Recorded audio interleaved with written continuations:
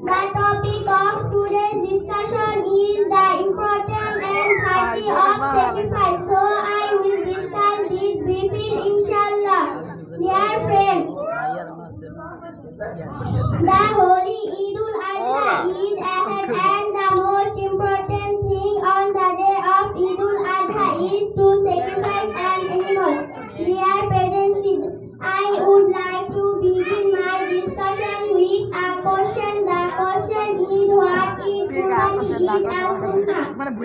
Answer to this, I would like to say that Qurbani Eid al-Sunnah, or ideal of our nation's father, Hazrat Ibrahim alayhi salam.